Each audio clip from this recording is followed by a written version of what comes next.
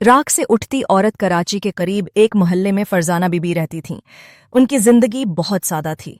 शोहर, 2 बच्चे और एक छोटा सा घर। फिर एक रात गैस सिलेंडर फट गया, आग लगी, शोहर बच गए, लेकिन फरजाना बीबी का चेहरा झलस गया।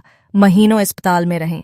जब आईने में अपना चेहरा देखा तो खुद से नजरें नहीं मिला सकीं। लोग कहते, बीबी तुम्हारी जिंदगी तो खत्म हो गई। मगर एक दिन अस्पताल के बेड पर उन्होंने फैसला किया, शक्ल जल गई है मगर हिम्मत अभी जिंदा है। छुट्टी के बाद उन्होंने छोटे बच्चों के लिए कपड़े सीना शुरू किए।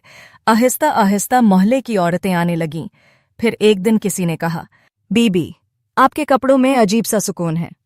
फरजाना बीबी हंस कर बोलें, शायद इसलिए कि मैं सिलाई नहीं करती, मैं दाएं सेनती हूँ। कुछ सालों में उनका छोटा सा कमरा दर्जी की वर्कशॉप बन गया। अब वो खुद जलने के शिकार लोगों के लिए हौसला फंड चलाती हैं, जहां मुफ्त इलाज, रोजगार और हौसला दिया जाता है। एक टीवी इंटरव्यू में जब उनसे पूछा गया, आपको आईना अब डराता नहीं? वो बोलें, पहले मैं चेहरा देखती थी, अब रोशनी देखती हूँ, और रोशनी कभी बदसूरत नहीं होती। सबक, जिंदगी खत्म नहीं होती, वो बस शक्ल बदल लेती है, और जो हार नहीं मानता, अल्लाह उसकी राख से भी रोशनी निकाल देता है।